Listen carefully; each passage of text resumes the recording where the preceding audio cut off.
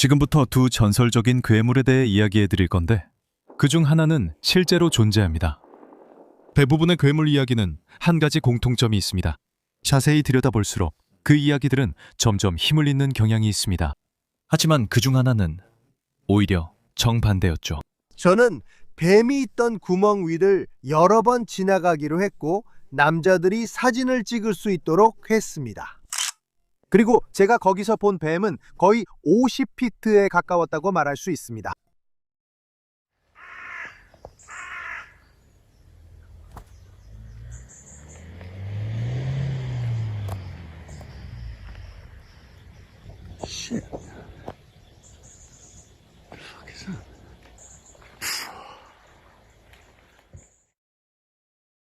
대부분의 경우 괴물 이야기의 패턴은 꽤 예측 가능합니다. 흐릿한 사진들은 결국 조작으로 밝혀집니다. 소나 반응은 결국 물고기나 잔해로 드러납니다. 목격자 진술도 오인으로 밝혀집니다. 시간이 지나면 미스터리는 보통 더 깊어지지 않습니다. 더 나은 도구와 더 철저한 검증 앞에서 점점 희미해질 뿐입니다. 하지만 가끔씩은 그 패턴을 따르지 않는 사건이 나타납니다. 약해지지 않는 사건이 있습니다. 이 영상에서는 현대 세계에서 가장 흥미로운 괴물 사건 두 가지를 살펴보겠습니다. 네스호 괴물, 100년이 넘도록 끊임없이 추적되어 온 전설입니다. 그리고 1959년 콩고에서 있었던 잘 알려지지 않은 사건. 군용 헬리콥터 승무원들이 그곳에 있어서는 안 될 무언가를 사진으로 남겼던 사건입니다. 언뜻 보기에는 이 두 사건이 꽤 비슷해 보입니다. 둘 다 괴물로 추정되는 생명체가 관련되어 있습니다. 두 사건 모두 목격자가 있고 사진 증거도 어느 정도 남아 있습니다. 하지만 실제로 각 사건의 세부 사항을 비교해 보면 하나는 더 면밀히 조사할수록 점점 허술해집니다. 그리고 다른 하나는 사라지지 않고 계속 남아 있습니다. 두 괴물 이야기입니다. 그중 하나는 거의 확실하게 실존하지 않습니다. 하지만 다른 하나는 진짜일 수도 있습니다. 곧 그 이유를 알게 될 겁니다. 일부 증거의 기준. 괴물에 대해 이야기하기 전에 증거가 실제로 어떻게 작동하는지에 대해 먼저 이야기해야 합니다. 보세요. 크립티드의 존재를 옹호하는 주장 대부분은 열정이 부족해서 실패하는 게 아닙니다. 열정은 충분하죠. 크립티드 애호가 페이스북 그룹만 봐도 알 수 있습니다. 아니요. 그 논거들이 실패하는 이유는 사람들이 모든 종류의 증거를 똑같은 비중으로 보기 때문입니다. 그렇지 않습니다. 현실 세계에는 신뢰도의 계층이 존재하고 그걸 이해하게 되면 특정 전설들을 아주 다르게 보게 됩니다. 그 계층의 맨 꼭대기에는 물리적 증거가 있습니다. 시체, 뼈, 조직 같은 것들이죠. 설명할 수 있고 실험하고 측정할 수 있으며 독립적으로 검증할 수 있는 무언가죠. 그런 게 있다면 논쟁은 금방 끝납니다. 그 아래에는 반복 가능한 기기 데이터가 있습니다. 일관되게 큰 움직이는 생명체를 추적하는 소나 반향 데이터가 있습니다. 생물처럼 움직이는 레이더 접촉 신호도 있습니다. 특정 미확인 종의 존재를 반복적으로 확인하는 환경 DNA도 있습니다. 이런 종류의 증거는 믿음이나 감정에 의존하지 않습니다. 이런 증거는 분명하고 측정 가능한 형태로 나타나거나 아예 나타나지 않습니다. 우리의 증거 계층 구조에서 한 단계 아래에는 크기, 거리, 그리고 맥락을 확실히 알 수 있는 명확한 사진이나 영상이 있습니다. 이미지는 그것이 정확히 무엇을 보여주는지, 그리고 실제로 얼마나 큰지 신뢰할 수 있게 추정할 수 있을 때만 강력한 증거가 됩니다. 또한 요즘은 인공지능이 만든 것인지도 확실히 구분해야 합니다. 그 아래 단계에는 여러 명의 일관된 목격자 진술이 있습니다. 특히 정확한 인식이 중요한 직업을 가진 훈련된 관찰자들의 진술이 그렇습니다. 그 다음에는 단일 목격자의 진술이 있습니다. 이런 진술은 종종 진지하고 때로는 극적이지만 오해의 소지가 있을 수 있습니다. 그리고 마지막으로 사다리의 맨 아래에는 민속전승이 있습니다. 민속전승은 기억과 정체성을 보존하는데 문화적으로 강력한 힘을 가지지만 그 자체로 생물학적 사실을 입증할 수는 없습니다. 이제 여러분이 패턴을 눈치채기 시작합니다. 대부분의 유명한 괴물 전설들은 그 사다리에서 아주 높이 올라가지 못합니다. 그들은 대부분 아래쪽에 머무르는 경우가 많습니다. 이야기가 쌓이고 사진이 나타납니다. 소나 신호가 보고됩니다. 하지만 고해상도 영상, 체계적인 소나 탐색, 유전자 샘플링 같은 더 나은 도구가 등장하면 흥미로운 일이 벌어집니다. 신호들이 설명 가능해집니다. 모호함이 줄어듭니다. 그리고 그 부재는 중요합니다. 왜냐하면 만약 정말로 큰 미지의 동물이 제한된 환경에 살고 있다면 수십 년간의 정교한 탐색이 그 가능성을 약화시키는 것이 아니라 오히려 강화시켜야 하기 때문입니다. 하지만 또 다른 종류의 사례가 있습니다. 더 드문 종류죠. 세대를 거쳐 만들어진 전설도 아니고 반복적인 실패에 의존해 믿음을 쌓는 미스터리도 아닙니다. 이런 종류의 사례는 하나의 기록된 사건을 중심으로 전개됩니다. 알려진 시간, 알려진 장소, 이름이 밝혀진 목격자들, 그리고 실제 상황과 연결된 사진이 있습니다. 이런 사례는 조작이라는 주장에 맞서 견딜 수 있습니다. 이런 경우에는 왜 아직 발견하지 못했을까가 아니라 훨씬 더 불편한 질문이 생깁니다. 그날 대체 무슨 일이 있었던 걸까요? 2부. 메시가 어떻게 세계적인 아이콘이 되었는지. 네소는 괴물 이야기를 만들어내기에 거의 완벽하게 설계된 곳입니다. 이곳은 길고 좁은 호수이며 곳곳이 750피트가 넘을 정도로 엄청나게 깊습니다. 물도 어둡고 부유하는 이탄이 떠다녀서 수중에서는 몇 피트 이상 볼 수 없습니다. 호수가에서 보면 이 호수는 원근감을 헷갈리게 하는 곳입니다. 그곳의 바람은 좀 독특해서 움직이는 혹처럼 보일 수 있는 파도 무늬를 만들어냅니다. 물 표면에는 반사된 모습이 길게 늘어나고 뒤틀린 형태로 나타납니다. 이런 환경에서는 뇌가 불완전한 시각 정보를 해석해야만 합니다. 그리고 뇌가 명확한 정보를 얻지 못할 때 스스로 패턴을 만들어냅니다. 이것을 파레이돌리아라고 합니다. 하지만 걱정 마세요.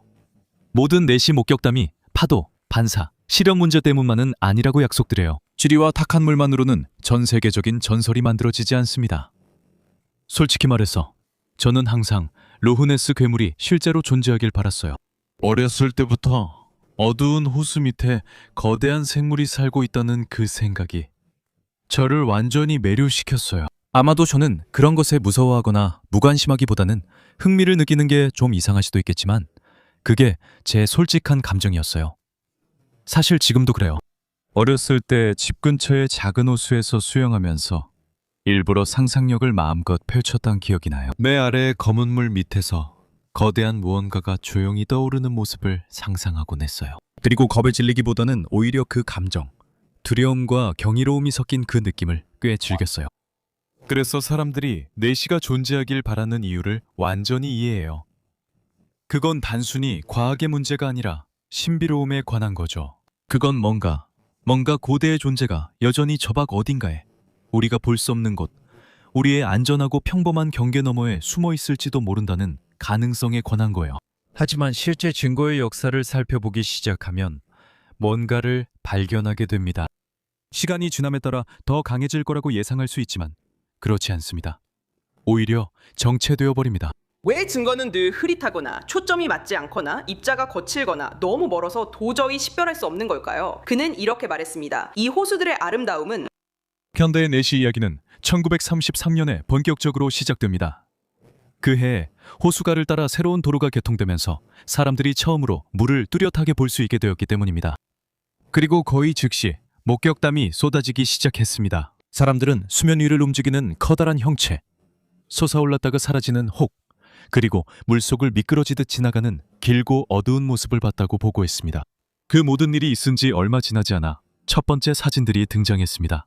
가장 초기의 사진들은 흐릿하고 모호했는데 솔직히 어두운 물 위 멀리 있는 무언가를 찍으려고 할 때 그럴 수밖에 없죠. 하지만 1934년에 전설을 사실상 규정한 사진이 등장했습니다. 악면 높은 외과 의사의 사진이었죠. 그 사진에는 물 위로 길게 뻗은 목과 작은 머리가 솟아오른 것처럼 보였습니다. 그 사진은 런던의 존경받는 의사 로버트 케네스 윌슨 대령이 제공해 외과 의사의 사진이라 불립니다. 그는 별난 인물이 아니었습니다. 그는 잘 알려진 존경받는 의사였고 그의 명성 덕분에 그 사진은 즉각 신뢰를 얻게 되었습니다. 수십 년 동안 이 사진은 네스호 미스터리의 결정적인 증거로 여겨졌습니다. 그리고 이것은 중요한데 왜냐하면 어떤 사건이 그런 한 장의 사진에 고정되면 사람들이 그 생물을 상상하는 방식에 영향을 주기 때문입니다. 그 사진은 사람들이 무엇을 찾아야 하는지 알려줍니다. 하지만 60년이 지난 후 그 이야기는 무너졌습니다. 1994년에 그 일에 연루된 남성 중 한 명인 크리스티안 스페를링이 죽기 전에 그 사진이 조작된 것이라고 자백했습니다. 그 모든 사기는 마마듀크 웨더렐이라는 이름의 대형동물 사냥꾼이 주도했습니다. 그는 이전에 가짜넷이 발자국을 제시했다가 신문에 의해 망신을 당한 적이 있었습니다. 복수를 하기 위해 그들은 장난감 잠수함에 작은 모형 머리와 목을 달았습니다. 아마 이 이야기를 들어본 적이 있을 겁니다. 그들은 호수가에서 사진을 찍었습니다. 그리고 정교하게 잘라낸 사진은 크기에 대한 감각을 완전히 없애버렸습니다. 윌슨 자신이 그 모형을 만든 것은 아니었지만 그는 그 사진이 더 믿을만해 보이도록 자신의 이름이 붙는 것을 알고도 허락했습니다. 그는 공개적으로 자백한 적은 없었지만 이후 다른 사람들의 증언으로 그가 이 일에 가담했다는 것이 분명해졌습니다. 보통 가장 강력한 증거가 그렇게 무너지면 전설도 함께 사라져야 합니다. 하지만 넷이 전설은 사라지지 않았습니다. 대신 이야기는 그저 변화했습니다. 1960년 팀 딘스데일이라는 남성이 호수 표면을 가로질러 움직이는 커다란 물체처럼 보이는 것을 촬영했습니다. 한동안 그 영상은 이 사건의 새로운 중심이 되었습니다. 어떤 사람들은 그것이 살아있는 무언가를 보여준다고 생각했습니다. 솔직히 그 영상을 보면 왜 그렇게 생각하는지 알 것 같습니다. 하지만 이후 분석에서는 그것이 배가 지나가며 남긴 물결일 가능성이 가장 높다고 제시했습니다. 그리고 다시 한번 같은 패턴이 보입니다. 처음에는 흥미롭고 설득력 있어 보이는 무언가가 나타나지만 더 자세히 조사해보면 결국에는 설득력을 잃습니다. 1960년대 초가 되자 상황이 점점 더 진지해지기 시작했습니다. 이때부터 조직적 연구가 본격적으로 시작됐습니다. 로크네스 현상조사국이 설립되었고 그들은 카메라, 망원경, 그리고 결국에는 소나 장비를 사용하여 장기적인 관측을 시작했습니다.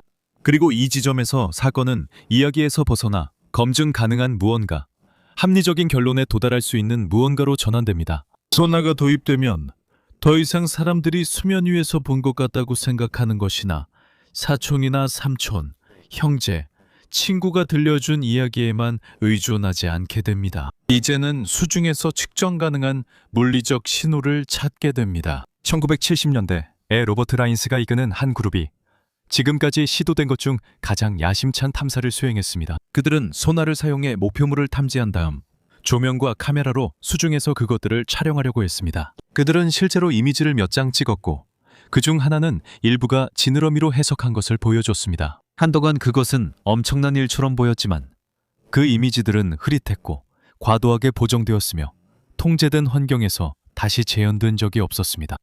비평가들은 그것이 바위나 잔해, 해초, 이탄 등 무엇이든 될 수 있다고 주장했습니다. 누가 알겠습니까? 심지어 사진상의 왜곡일 수도 있습니다. 그리고 다시 한번 그 증거는 증거 계층의 마지막 단계를 올라 명확함에 도달하지 못했습니다. 그것은 사람들이 논쟁할 정도로 애매했지만 문제를 명확히 해결할 만큼 분명하지는 않았습니다. 그리고 그게 바로 넷이 증거의 타임라인을 한마디로 요약한 이야기입니다. 몇 년마다 한 번씩 뭔가 희망적으로 보이는 것이 나타납니다. 목격담, 사진, 소나에 포착된 신호, 영상자료 같은 것들이죠. 그리고 그것이 조사되면 반드시 즉시 무너지는 것은 아니지만 결코 결정적인 증거가 되지도 않습니다. 그것에는 심각하고 합리적인 의심이 제기됩니다. 그것은 그냥 확실성의 경계에서 멈춰버립니다. 섹션 3. 대규모 과학적 탐색대. 이제부터 넷시 이야기가 점점 더 흥미롭고 진지해집니다. 왜냐하면 어느 시점이 되면 단순히 누군가가 뭔가를 봤다고만 계속 말할 수는 없기 때문이죠. 결국에는 이렇게 물어봐야 합니다. 만약 한정된 담수호에 큰 동물이 살고 있다면 우리가 그것을 감지할 수 있어야 하지 않을까요? 로흐네스는 바다가 아닙니다. 물론 크고 깊고 어둡긴 하지만 그래도 여전히 폐쇄된 생태계입니다. 사람들이 묘사하는 크기의 무언가가 실제로 그곳에 산다고 한다면 그것도 한 마리가 아니라 최소 2마리, 번식 집단이 있다면 그건 생물학적 존재입니다. 그건 생물량이고 움직임이 있고 추적이 가능한 겁니다. 그래서 1987년에 로흐네스, 전설의 진실을 밝혀내고자 했던 사람들이 꽤나 대담한 일을 했습니다. 바로 딥스캔 작전이었죠. 24척의 보트가 호수의 너비를 가로질러 일렬로 늘어서서 함께 움직이며 소나 장비를 끌었습니다. 아이디어는 단순했죠. 물속에 움직이는 탐지벽을 만드는 것이었습니다. 거대한 것이 아래에 있으면 반드시 포착될 수밖에 없었죠. 매우 단순한 원리였습니다. 도망칠 곳은 어디에도 없었습니다. 그리고 팀은 실제로 소나 신호를 포착했습니다. 일부는 크고 일부는 깊게 감지되었습니다. 하지만 여기서 중요한 점이 있습니다. 그중 어느 것도 동물로 확인되지 않았습니다. 아무것도 반복적으로 추적되지 않았습니다. 어떤 것도 형태나 성질, 움직임이 명확하지 않았습니다. 아무것도 포착되지 않았습니다. 저건 흥미로운데? 하는 순간이 오고 그 다음엔 아무 일도 없었습니다. 그리고 그게 이 사건의 패턴이 되었습니다. 2003년으로 넘어가면 사람들이 다시 시도했습니다. 이번에는 BBC였습니다. BBC는 수백 개의 소나, 빔과 위성미치 측계를 이용해서 아주 정밀하게 탐색할 수 있도록 대규모 스캔을 후원했습니다. 이건 우리가 말하는 아마추어 장비가 아닙니다. 정말 첨단 기술입니다. 그런데도 역시 결정적인 건 아무것도 없었습니다. 큰 미확인 동물은 발견되지 않았습니다. 물론 사람들은 아마 그때 그 자리에 없었을 수도 있다고 말합니다. 물론 그런 일이 한 번, 어쩌면 두 번쯤은 가능할 수도 있죠. 하지만 이제는 수십 년 동안 탐색을 계속해온 셈입니다. 어느 순간부터는 확률이 반대로 기울기 시작하죠. 그리고 2023년 이 영상이 만들어진 시점에서 불과 3년 전에는 수십 년 만에 가장 큰 내시 수색이 있었다고 합니다.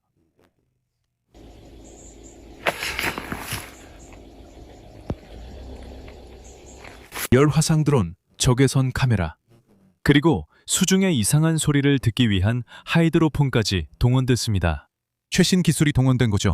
전 세계에 관심이 집중됐고 또다시 흥미로운 이상 현상들이 나타났습니다. 물론 소리나 신호, 더 자세히 살펴볼 만한 것들은 있었지만 명확하고 반복 가능한 생물학적 확인은 없었습니다. 그리고 바로 이 지점에서 개인적으로 제 생각에 변화가 생기기 시작했습니다. 그래서 우리는 이 해고의 진실을 찾기 위해 로흐네스에 와 있습니다. 그리고 저희는 또 다른 것을 우연히 발견했습니다. 그것은 약 10m 길이었고 긴 목을 가지고 있었으며 정말로 로흐네스 괴물처럼 보였습니다. 그리고 실제로 그것은 로흐네스 괴물이었습니다. 그것은 로흐네스 괴물 모형이었습니다.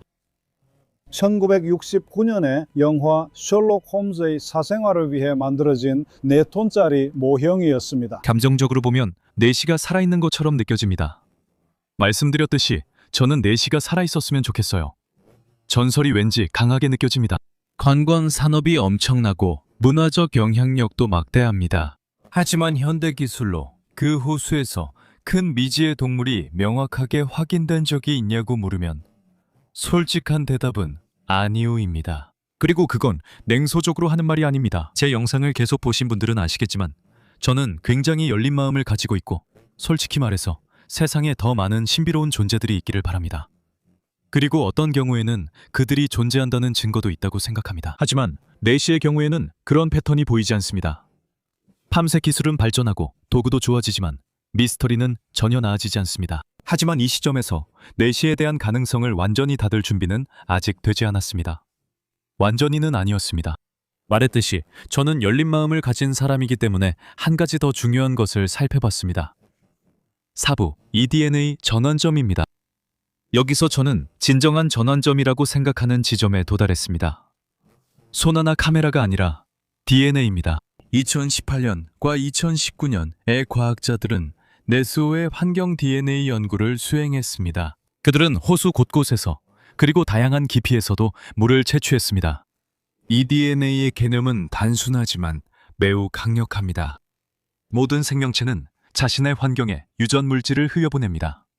피부세포, 배설물, 미세한 흔적들까지요. 어떤 종이 한 지역에 상당한 개체수로 살고 있거나 아니면 개체수가 적더라도 크기가 큰 종이라면 그 DNA는 물에서 검출될 수 있습니다. 그리고 그들은 정말 많은 DNA를 발견했습니다. 실제로 수천 종에 달했죠. 물고기, 새, 포유류, 미생물 등입니다. 하지만 그들은 크고 알려지지 않은 파충류나 어떤 종류든 크고 알려지지 않은 수생생물의 증거는 찾지 못했습니다. 그들은 철갑상어 증거도 찾지 못했습니다. 철갑상어는 수년간 이어진 모든 목격 사례를 설명하기 위해 일부 사람들이 제기해온 가설 중 하나입니다. 철갑상어는 등에 이런 뼈로 된 판이 있어서 약간 혹이 있는 것처럼 보이고 어떤 종류의 철갑상어는 길이가 20피트가 넘기도 합니다. 하지만 역시 철갑상어의 DNA는 발견되지 않았고 분명히 거대한 미지의 동물종을 가리키는 유전적 흔적도 찾지 못했습니다. 그들이 발견한 것은 많은 장어의 DNA였습니다. 이것이 호수에 거대한 장어가 헤엄치고 있다는 것을 확인하거나 부정하는 것은 아닙니다. 이 DNA는 개별 동물의 크기를 알려줄 수 없습니다. 적어도 정확하게는 말이죠. 하지만 이 연구는 네스호에 장어가 있다는 것, 어쩌면 큰 장어도 있을 수 있다는 것을 확인해 줬습니다. 그리고 그 점이 적어도 일부 목격 사례에 대해서는 아주 정상적인 생물학적 설명을 제공한다고 저는 생각합니다. 어쩌면 모든 목격 사례가 그럴 수도 있습니다. 솔직히 말씀드리자면 여러분, 이렇게 말하는 게 실망스러울 수도 있지만 이 지점에서 저에게는 내시 사건의 설득력이 정말 약해지기 시작합니다. 왜냐하면 소나가 놓치는 것들이 있을 수 있기 때문입니다. 아무리 철저하게 조사해도, 그러니까 24척의 보트로 조사했는데도 뭔가를 놓친다는 건 상상하기 어렵지만 이론적으로는 가능하다고 생각합니다. 카메라도 놓치는 것이 있을 수 있고 찍은 사진도 오해할 수 있습니다. 사람도 놓칠 수 있습니다. 하지만 다시 말씀드리자면 같은 말을 반복해서 죄송합니다만 만약 그 호수에 정체를 알 수 없는 동물들의 번식 집단이 있다면 그들은 유전적 흔적을 남겨야 합니다. 그리고 그 사실에 거의 한 세기 동안 점점 더 정교해진 탐색이 더해지면 하나의 패턴이 보이기 시작합니다. 그것은 미확인 생물 애호가들에게는 실망스러운 일이지만 논리적이고 감정에 치우치지 않으려면 무시하기 어렵습니다. 네스호에서 아무것도 나타나지 않는다는 것은 아닙니다. 그래서 어렸을 때 집 근처 호수에서 내 아래로 무언가가 헤엄치고 있다고 상상하며 내시가 진짜이길 얼마나 바랬는지와는 달리 어른이 되어 모든 증거를 종합적으로 살펴보면 그 증거는 충분히 강하지 않습니다. 당신이 보고 싶어 할 것 같아서요. 여기가 바로 유명한 네스호입니다. 그래서 저는 스코틀랜드 북부에 와 있고 여기서 괴물을 찾아보고 있습니다. 하지만 아직 아무것도 못 봤어요. 네, 하지만 저희가 막 도착했으니까요. 아직 시간이 좀 더 있습니다. 알고 보니 이곳에도 빅풋 전설이 있다고 해요. 저희 운전기사분이 그 얘기를 해주셨거든요. 하지만 그렇다고 해도 이 패턴을 전혀 따르지 않는 사건을 보면 어떻게 될까요? 오브입니다. 콩고의 뱀, 아주 다른 사건입니다. 좋아요. 이제 이 시점에서 거의 한 세기 동안 탐색하고 스캔하고 사진을 찍고 물을 샘플링한 끝에 네스호의 괴물은 아주 분명한 결론에 이르게 됩니다. 불가능하다고 입증된 것은 아니지만 강력한 생물학적 증거로 뒷받침되지는 않습니다. 제 생각에는 이 전설은 대부분 모호함과 감정에 의해 살아남아 있는 것 같습니다. 그리고 처음에는 흥미로워 보이지만 자세히 들여다보면 결국 설득력이 없는 것들에 의존하고 있습니다. 하지만 때때로 말씀드린 것처럼 전혀 다른 사건을 마주하기도 합니다. 콩고뱀 이야기는 한 세기에 걸친 애매한 소문이 아닙니다. 이 이야기는 단 하루, 한 번의 조우, 한 장의 사진, 그리고 여러 명의 목격자가 있어서 생각보다 훨씬 무시하기 어렵게 만듭니다. 그리고 바로 그 지점에서 이야기가 흥미로워집니다. 콩고 거대뱀 사건은 전혀 네스호 괴물과 같지 않습니다. 이 사건을 이끌어가는 오랜 민속 전설 같은 것도 없습니다.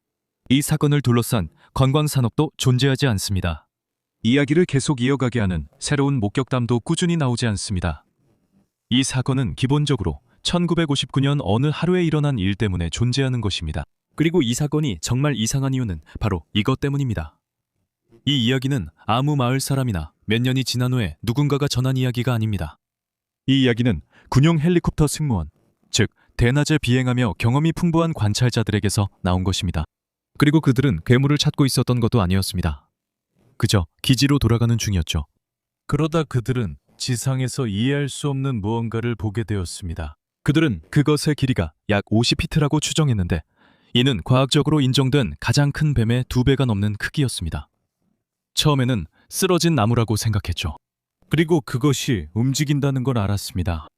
그리고 그때 모든 게 변했습니다. 저는 뱀이 있던 구멍 위를 여러 번 지나가기로 결정했고 남자들이 사진을 찍을 수 있도록 했습니다.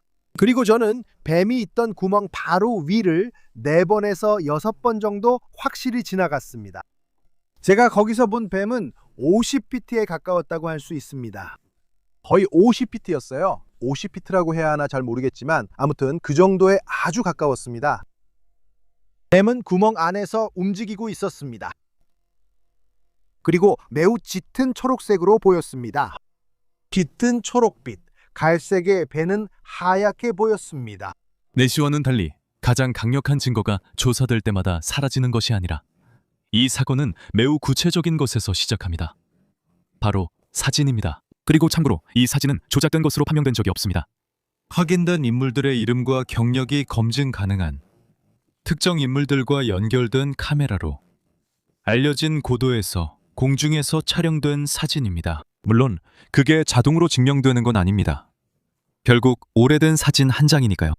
사진 한 장만으로는 정확히 무엇을 보는지 알 수 없습니다.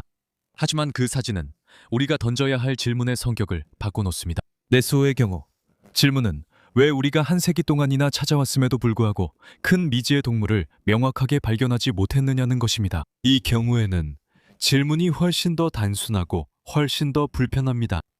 그날 그 남자들이 정확히 무엇을 사진에 담았던 걸까요? 분명히 무언가가 있었습니다. 그리고 그것이 무엇이든 공중에서도 확실히 보일 만큼 컸습니다. 이제 그 사건에 대해 실제로 알고 있는 것을 말씀드리겠습니다. 그 일은 1959년 8월 당시 벨기에령 콩고였던 곳, 오늘날의 콩고 민주공화국에서 일어났습니다. 그 지역은 카미나라는 마을에서 멀지 않은 드문드문 나무가 있는 사바나 지역이었습니다. 사람들이 중앙 아프리카를 생각할 때 보통 상상하는 깊은 정글은 아니었습니다. 여기저기 덤불이 있는 좀 더 탁 트인 지형이었습니다. 드문드문 나무가 있고 하늘에서 땅이 훤히 보이는 긴 구간들이 있었습니다. 그런 세부 사항이 중요한 이유는 그들이 본 것이 빽빽한 식생에 가려져 있지 않았다는 뜻이기 때문입니다. 그것은 탁 트인 곳에 있었고 분명히 보였습니다. 관련된 헬리콥터는 벨기에군에 소속된 것이었습니다. 탑승자에는 조종사인 레미반 리에르덴 대령을 포함해 4명의 남성이 있었습니다. 그는 단순한 관찰자가 아니라 매우 경험이 풍부한 비행사였습니다. 이 사람들은 전문가였고 지상에 있는 물체를 빠르고 정확하게 식별하는 데 익숙했습니다. 그때 저는 이미 25년 동안 비행을 하고 있었기 때문에 크기를 재는데 아주 뛰어난 경험이 있었습니다. 그것은 말 그대로 군 조종사로서 그들의 업무의 일부였습니다. 그리고 그날 그들은 특별한 것을 찾으려고 나간 것이 아니었습니다. 이 점을 꼭 이해하셔야 합니다. 그들은 카미나 지역에서 일상적인 군수 수송 및 점검 비행을 하고 있었습니다. 당시 콩고의 식민지 말기에 헬리콥터가 사용되던 평범한 작전 업무였습니다. 카미나는 이런 그 당시 벨기에의 주요 공군 기지였고 이런 비행은 흔한 일이었습니다. 인원을 이동시키고 지형을 조사하며 기반 시설을 점검하고 시설 간을 이동하는 일이었습니다. 다시 말해 이것은 오지로 떠나는 탐험이 아니었습니다. 그냥 평범한 군용 복귀 비행이었죠. 이 사람들은 단순히 기지로 돌아가던 중이었는데 드문드문 나무가 있는 사바나 지대를 지나던 중 한 명이 지상에서 뭔가 이상한 것을 발견했습니다. 처음에 그들은 쓰러진 나무라고 생각했습니다. 햇볕 아래 땅에 길고 어두운 형태가 누워 있었기 때문입니다. 하지만 가까이 날아가 보니 그것이 전혀 나무가 아니라는 것을 깨달았습니다. 왜냐하면 그것이 움직였기 때문이죠. 그 후 남자들이 전한 이야기에 따르면 그 물체는 위치를 바꾸기 시작했고 그들은 그것이 거대한 뱀의 형태를 하고 있다는 것을 분명히 알아볼 수 있었습니다. 단순히 큰 뱀이 아니라 그들이 알고 있던 어떤 것보다 훨씬 더 거대한 것이었습니다. 그래서 그들은 헬리콥터로 주의를 선호했습니다. 그리고 이때부터 상황은 단순한 목격에서 훨씬 더 특이한 일로 바뀌게 됩니다. 왜냐하면 그 거대한 생명체는 도망치지 않고 헬리콥터에 반응했다고 전해지기 때문입니다. 그들이 더 낮은 고도로 두 번째로 접근했을 때 이번에는 더 잘 보기 위해서였죠. 그 뱀은 몸의 앞부분을 땅에서 들어 올렸고 두껍고 곧게 선 부분을 세웠는데 마치 코브라가 공격을 준비하는 것과 비슷했다고 합니다. 반리에르데 대위의 말에 따르면 그 뱀은 근육질의 몸을 거의 10피트나 공중으로 치켜 세웠다고 합니다. 그리고 그것이 그들에게 가장 강하게 남은 순간이었습니다. 그들은 자신들을 인식하고 공격적으로 반응하는 것처럼 보이는 무언가를 지켜보고 있었습니다. 제가 그 뱀의 굴 위로 내려갔을 때 그 뱀은 약 10피트 정도 몸을 치켜 세웠습니다.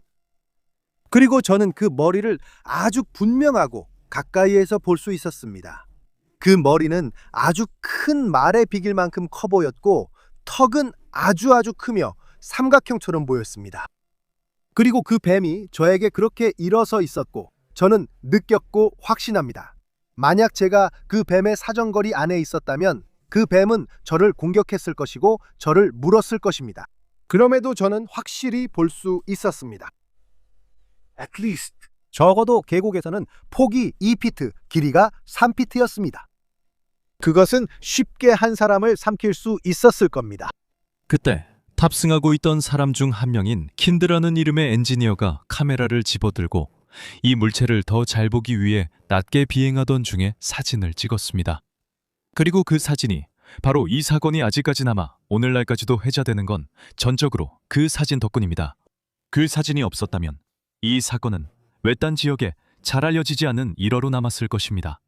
사람들이 오인이나 과장 혹은 완전한 거짓말이라고 치부해버릴 만한 일이었을 겁니다. 하지만 그 사진이 있어 우리는 더 이상 단순한 이야기만 다루지 않습니다. 우리는 여러 사람이 목격한 특정 사건과 연결된 실제 사진을 다루고 있습니다. 그리고 그 일은 알려진 시간과 장소에서 일어났습니다. 그래서 그 순간부터는 더 이상 그들이 이상한 것을 봤는가? 라는 질문만이 아닙니다. 그 사진에 정확히 무엇이 담겼는가로 바뀌는 거죠. 한번 알아봅시다. 6장 그 사진. 왜 그것이 이 사건의 핵심인지. 자, 지금 바로 한 가지를 분명히 해두는 게 중요합니다. 이 사진이 그날 그 사람들이 본 것을 완전히 규명해주는 완벽한 사진은 분명히 아닙니다. 완전히 선명하지도 않습니다. 이건 내셔널 지오그래픽의 야생동물 사진처럼 비늘이나 모든 세밀한 부분까지 볼 수 있는 그런 사진이 아닙니다. 대신에 여러분이 볼 수 있는 것은 땅 위에 길고 어두운 곡선 형태가 있고 그중 일부가 위로 솟아오른 것처럼 보인다는 점입니다. 그리고 이 사진은 움직이는 헬리콥터에서 촬영된 것이기 때문에 낮게 비행하며 급히 찍은 항공사진에서 예상되는 정도의 약한 흐림이 그대로 보입니다. 하지만 이것이 미묘하게 중요한 이유는 이 사진이 찍혔다고 알려진 상황과 잘 맞아떨어진다는 의미이기 때문입니다. 연출된 것처럼 보이지 않습니다. 이 사진은 지상에서 신중하게 세팅하고 고정된 위치에서 촬영한 것처럼 보이지 않습니다. 그리고 이것은 단지 제 의견만이 아닙니다. 원본 네거티브에 대한 수많은 분석이 여러 사람들에 의해 이루어졌으며 그 중에는 동물학자인 베르나르 주벨망 박사도 포함되어 있습니다. 그들 모두는 이 사진이 조작되거나 위조된 흔적이 없으며 실제로 헬리콥터 승무원이 설명한 정확한 상황에서 촬영된 것일 가능성이 높다고 결론지었습니다. 이 사진은 설명된 그대로입니다. 콩고 상공을 비행하던 중 예상치 못한 조우에서 급하게 촬영된 항공사진이죠. 이후 베르나르드 주벨만 박사의 연구를 통해 공개된 문서에 따르면 탑승에 있던 엔지니어 킨트는 실제로 헬리콥터에 비치던 일반 카메라를 사용해 이 사진을 촬영했다고 합니다. 사진이 촬영된 당시의 고도는 일반적으로 지상에서 약 35-50m 사이로 추정됩니다. 이는 헬리콥터가 낮게 비행하던 구간 중 하나였습니다. 이 세부 사항은 규모에 대해 알 수 있게 해주기 때문에 중요합니다. 그 높이에서는 작은 것들이나 심지어 중간 크기의 것들도 이 물체나 생명체처럼 보이지 않을 것입니다. 예를 들어 길이가 20피트나 되는 큰 비단뱀조차도 저렇게 높은 곳에서 보면 이 정도로 크게 보이지 않을 것입니다. 주변 지형과 뚜렷하게 구분되어 명확하게 보이려면 그것은 정말 엄청나게 거대해야 할 것입니다. 승무원들이 추정한 약 50피트, 즉 약 15m 정도는 되어야 할 것입니다. 하지만 그렇다고 해서 원래의 크기 추정치가 자동으로 맞다는 뜻은 아닙니다. 아까 말씀드렸듯이 50피트는 뱀치고는 엄청나게 큰 크기입니다. 아프리카에서 알려진 어떤 뱀보다도 훨씬 크고 사실 세계 어느 지역의 뱀보다도 큽니다. 그리고 그 추정치들이 당시의 충격에 의해 영향을 받았을 가능성도 인정해야 합니다. 하지만 미지의 생물을 목격한 사람들의 증언에서 흔히 볼 수 있는 크기 인식의 과장이 있었다고 가정하더라도 그 고도에서 그렇게 보이려면 여전히 비정상적으로 큰 생물이어야 합니다. 제가 말했듯이 과학적으로 분류된 어떤 뱀보다도 더 큽니다. 그리고 이 비행사들은 평범한 관찰자들이 아니었다는 점도 잊지 마세요. 고도를 빠르고 정확하게 판단하는 것은 그들이 군대에서 맡은 역할에 매우 중요했습니다. 그것이 바로 그들이 훈련받은 일이었고 벨기에 군대에서 자리를 얻기 위해 평가받았던 부분입니다. 그리고 이 점에서 이 사건은 네스호 사진 같은 것과는 상당히 다릅니다. 대부분의 내시 사진은 해안에서 멀리 떨어진 거리에서 촬영되었고 종종 크기를 가늠할 만한 기준점도 부족했습니다. 그래서 파도나 떠다니는 통나무, 멀리 있는 물체, 심지어 장어까지 실제보다 더 크게 보이기 쉽습니다. 하지만 이 경우에는 관찰자들이 고도로 훈련된 사람들이었을 뿐만 아니라 물체 바로 위에서 주변 지형과 식생을 명확하게 볼 수 있었습니다. 그들은 길이와 형태, 크기를 바로 가늠할 수 있는 시각적 맥락을 갖고 있었습니다. 그때 저는 이미 25년 동안 비행을 해왔기 때문에 물체의 크기를 판단하는 데 아주 많은 경험이 있었습니다. 물론 그렇다고 해서 그들이 완벽하다는 뜻은 아니지만 수백 미터 떨어진 어두운 호수 건너편에서 바라보는 사람보다 훨씬 더 정확하게 크기를 추정할 수 있는 위치에 있었다는 의미입니다. 이 사건이 잊히지 않고 계속 회자되는 또 다른 이유는 바로 문서화의 연속성 때문입니다. 이 사진은 배경도 없이 익명으로 떠도는 이미지가 아니었습니다. 이 사진은 조종사와 승무원들의 이름, 위치, 그리고 대략적인 날짜와 같은 구체적인 정보와 연결되었습니다. 그리고 나중에 주벨만스 박사와 같은 연구자들이 이 사건의 이야기를 추적하고 관련된 인물들을 인터뷰했으며 원본 사진 네거티브도 조사했습니다. 물론 이것이 그 사진이 미지의 종을 보여준다는 것을 완전히 증명하는 것은 아닙니다. 하지만 이것은 우리가 인터넷 미스터리나 출처를 알 수 없는 사진 혹은 맥락 없이 등장한 조작된 사진을 다루고 있는 것이 아니라는 것을 의미합니다. 우리는 신원이 확인된 목격자들과 연관된 기록된 사건을 다루고 있습니다. 경험 많은 관찰자들이 모두 거대한 뱀처럼 보인다고 동의한 무언가를 보고 사진까지 찍었다면 현실적으로 어떤 설명이 가능할까요? 그 지점에서 이 사건은 단순한 무시나 대충 넘기는 것을 넘어섭니다. 결론입니다. 자, 그럼 우리가 시작했던 곳으로 다시 돌아가 봅시다. 괴물이 아니라 증거로 시작합시다. 왜냐하면 결국 이 모든 대화의 핵심이 바로 그것이기 때문입니다. 그 증거의 위계를 기억하세요. 맨 위에는 물리적인 증거, 즉 실체나 뼈처럼 직접 만지고 측정하고 실험할 수 있는 것이 있습니다. 내시도 콩고의 뱀도 그런 증거는 없습니다. 둘 중 하나라도 그런 증거가 있다면 정말 좋지 않겠습니까? 그 아래에는 반복적으로 얻을 수 있는 기기 데이터, 살아있는 유기체처럼 움직이는 소나 흔적, 특정 환경에 서식하는 종임을 확인해주는 유전적 증거가 있습니다. 그리고 바로 여기서 두 사례가 극적으로 갈리기 시작합니다. 로크네스는 그 증거의 사다리를 오를 수 있는 100년의 기회가 있었습니다. 로크네스는 소나 함대로 스캔되었고 수중 사진 촬영으로 조사되었으며 환경 DNA 샘플링으로 분석되었습니다. 그리고 더 나은 도구들이 적용될 때마다 생물학적인 증거는 더 강해지지 않았습니다. 오히려 약해졌습니다.